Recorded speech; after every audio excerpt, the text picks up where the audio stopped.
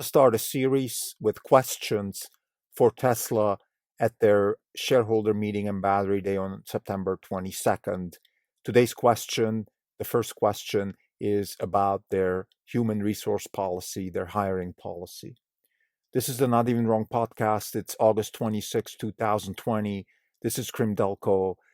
For today, since the last update on August 24th, the fund is up 19%. We are now for the year up 207%. The market is up 7%. We're outperforming by 200%. So if on January 1st, we put $100 in Orange Capital Partners and $100 in the S&P 500, today you would have $307 in Orange Capital Partners and $107 in the S&P 500. Now let's get to the question. Today's question, the first question that I have for Tesla is about their human resource policy. And the core of the question is, how do you avoid elitism? The reason Tesla is able to disrupt so many industries is because most of the industries that Tesla is attacking, in fact, every industry they're attacking, is characterized by complacency, by lack of urgency, and by the feeling of, I can't do wrong and nobody can do it better than me. And this is the kind of situation that most disruptors find themselves in. I've spoken a lot about the innovation stack that Tesla is building, which is the idea that you start with a problem, you solve the problem. By solving the problem, you create new problems. You solve those problems, you create new problems. So it's an iterative process of problem solving, which over time creates a technology company that is impenetrable, that has a massive amount of advantage relative to the competition. Elon Musk has said on various occasions that the main competitive advantage of Tesla is the rate of innovation. And all these things add up to one big question, which is, how do you create a culture that can sustain that rate of innovation? How do you avoid some of the human traits that come with leadership, such as elitism, complacency, lack of urgency? And that will be my first question to Tesla. In particular, I would like to ask a question that is on top of my mind. When I look at the hiring policy of Tesla, I'm getting the impression that Tesla is not very different than most other leading companies in Silicon Valley, in a sense that they're hiring from top universities. So their search for talent goes through the same funnel like everybody else. And that is, instead of looking for specific qualities in humans, or to use Michael Lewis analogy, instead of using the Moneyball concept, and I'm going to explain what that means, they are just doing what everybody else is doing. They're following the statistics. They're following the probability rate that is, well, if you went to a top university, you already went through the funnel of selection, which is the academic gatekeeper of merit. And therefore, I'm just going to, get the cream of the top there, and therefore I should be fine. Now, that kind of hiring policy, if that is the way they hire, by the way, that is fine. That there's nothing wrong with that, because, and I'm going to explain why, but I think that there's a risk of elitism, complacency, and lack of urgency if you just rely on that hiring process. Let me explain the Moneyball concept. The Moneyball concept, which was put in a book writing by Michael Lewis, and it was actually applied by the Oakland A's in baseball, is simply the fact that instead of going with the conventional wisdom of who is a talent and who isn't, you actually look for very specific traits within players that can augment your team to make you a winning team.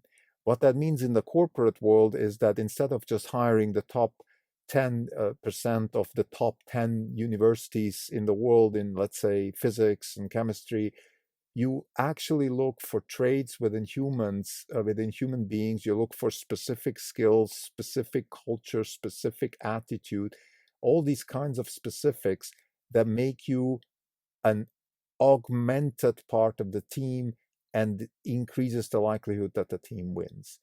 Now, the Moneyball approach requires a lot more sophistication, a lot more effort, a lot more data analysis, either data or just looking at people, and it's just, you can't look at resumes. You have to look at individuals. And that to me is the main drawback of the Moneyball analogy, of the Moneyball hiring process. The positive of the Moneyball hiring is, of course, that you have a much higher likelihood of delivering superior human resources or human capital, or in Silicon Valley lingo, in order to build the human stack, you have to also put the kind of effort in the human stack the same way you're putting the effort in the innovation stack. Chell, the question is really, how are you building a human stack in parallel with the innovation stack? Are you able to iterate? How do you deal with hires that are not a good fit? Are you able to rapidly change people's minds, adapt them to your culture? How do you deal with them? Humans are not technology. It's much harder to do. How do you make sure that the culture stays in the mode of rapid innovation? And if I look at specifics of Tesla, which I think one of the things that Tesla is so special at is the rate of innovation is a direct function of the rate of iteration. And I've spoken about this before.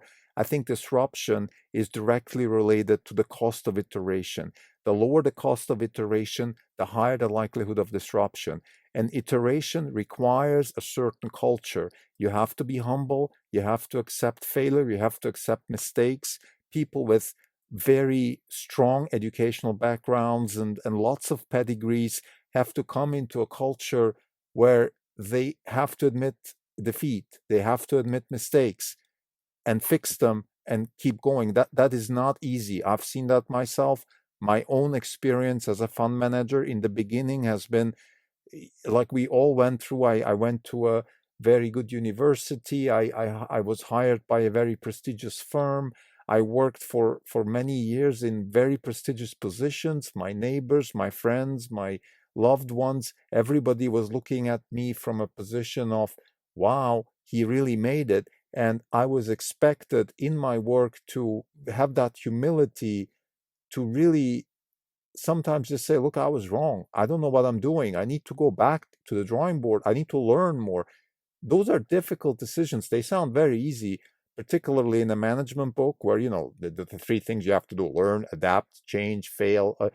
All that stuff is easy. But trust me, to actually implement that is unbelievably difficult. And I can imagine if a big chunk of your hiring is PhDs in things like physics and material science, it's just very difficult.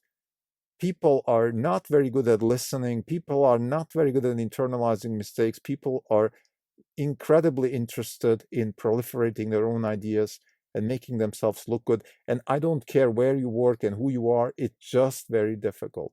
So in a nutshell, I have the impression that Tesla is using the funnel of academia to skim the top cream of graduates.